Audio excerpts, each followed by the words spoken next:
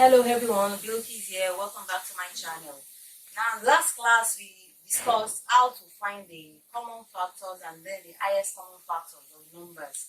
I told you last class that in finding the highest common factors and the common factors of a set of numbers, it has to be two or more words, numbers. Do you understand? So now of smaller numbers. Now the one we did last class was actually smaller numbers. So today we want to look at larger numbers. Now the method we are going to adopt to use these larger numbers is quite different from the one we used last class. Why?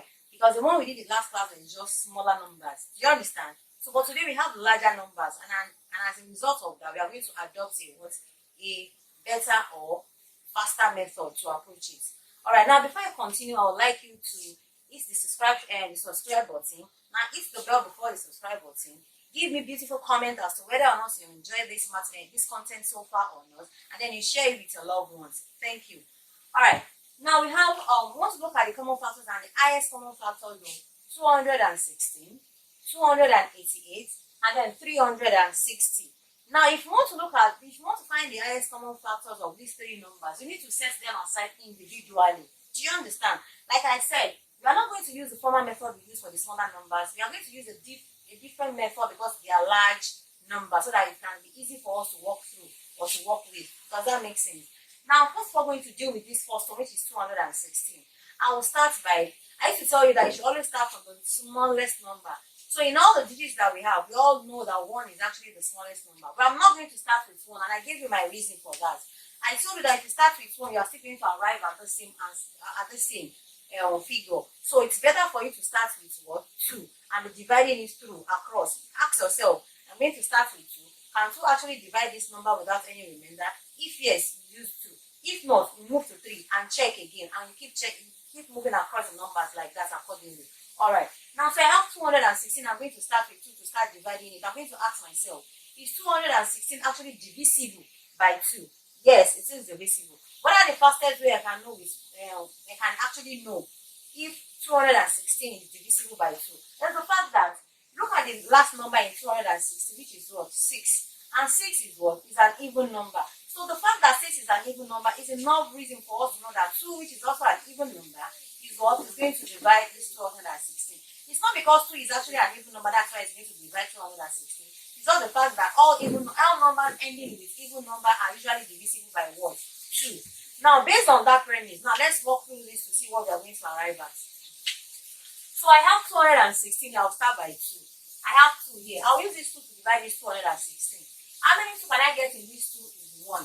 How many 2 can I get in this 1? I'll write 0 because 2 cannot divide again. So that 1, I'll join it to that 6 to make what? 16. How many 2 can I get in 16? It is 8. Now ask myself again, what else can I use to divide this number? Now take note that this 108, as last number in 108 is what? Is 8. Meaning that 8 is an even number, which means 2 can still what? Divide the whole of this number. Now let's see. I'll use 2 again to divide. How many 2 can I get in 1? It's not possible. How many 2? Then I join it with this 0 to make 10. How many 2 can I get in 10 is what? 5. How many 2 can I get in 8? 4. Is that clear? Now I still have 4 here, which is an even number, meaning that 2 can still divide 54. How many 2 can I get in 5? It's 2. It remains 1. That 1 I join it here to make 14. How many 2 can I get in 14? 7. Now I have 27 here. Now this 7 is not an even number. It's an odd number, meaning that 2 cannot divide it. So after 2, what comes after 2 is what? 3. That means I'm going to try to see if I can use 3 to divide 27. Now let me see. 3. How many things can I get in 2? It's not possible. So I move it closer to that 7 to become 27. How many 3 can I get in 27 is what? 9. Is that taken? Now what else can I use to divide? 3 also. How many things can I get in 9 is what? 3.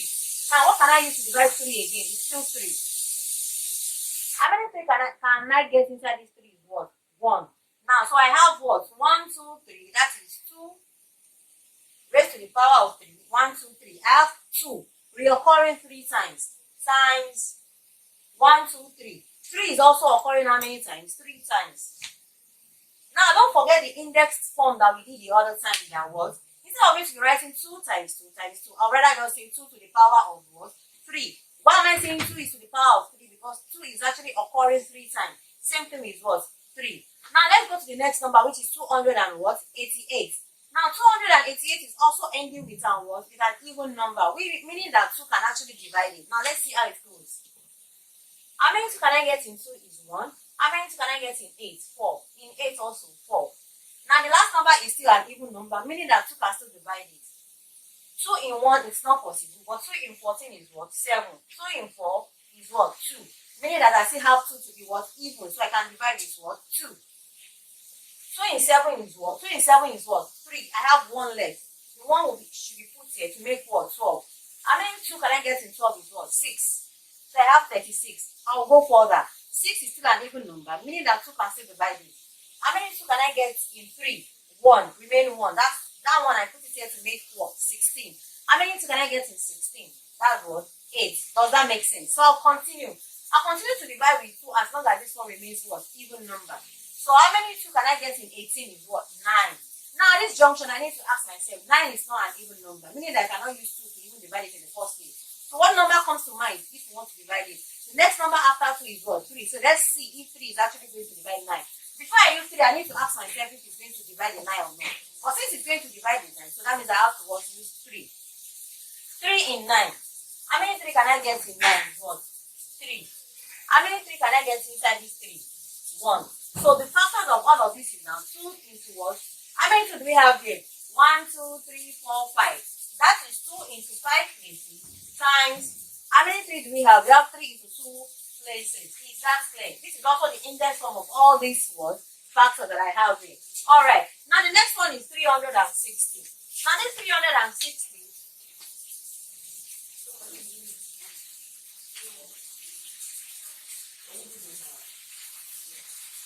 So I'll start by what? Using 2 to divide. If I have 2 here, how many 2 can I get in 3? It's 1. It's remaining what? 1. I put the 1 here to make 16. How many 2 can I get in 16? It's 8.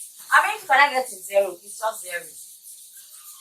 So now I'll still use 2 to divide. 2 in 1, 2 in 0 in 1. It's not possible. So I'll make it up to what?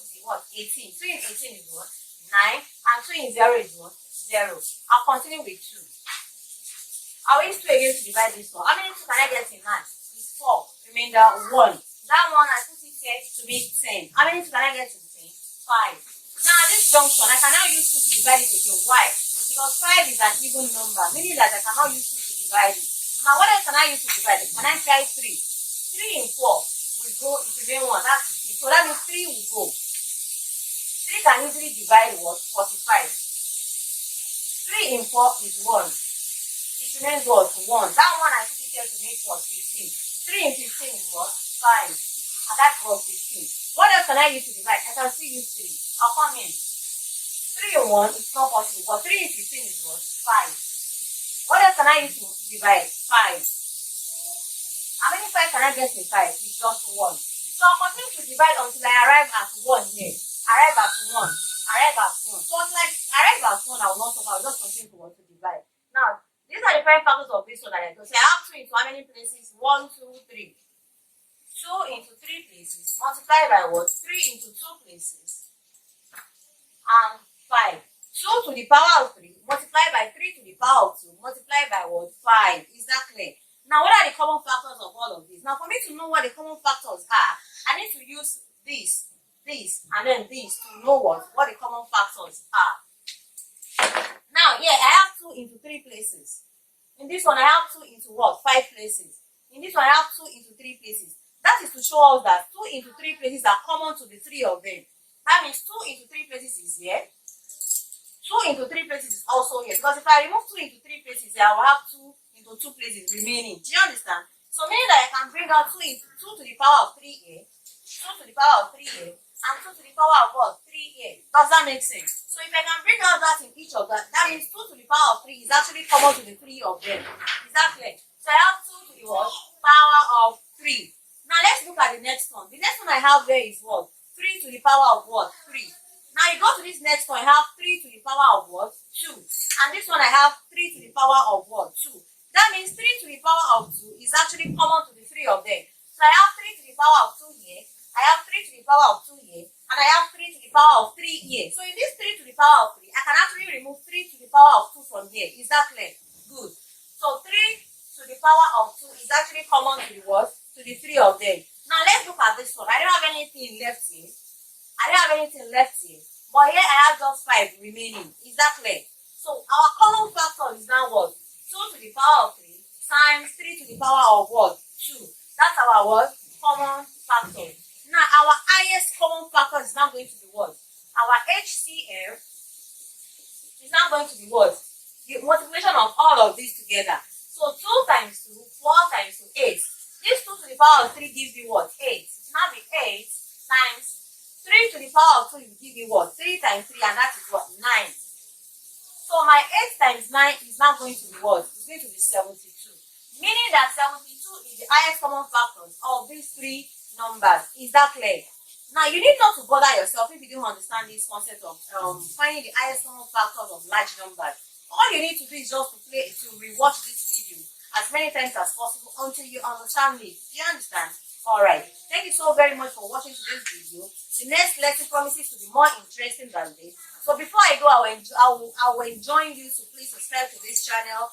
Hit the notification bell so that you can get notification as to anytime I upload a video first to know. And then give me a comment in the comment section to let me know. Let me know in the comment section if you understand this concept or not, or if you need more clarification. And please give this video a thumbs up and share it with everybody around you. Thank you so much for watching, and I'll see you in the next class.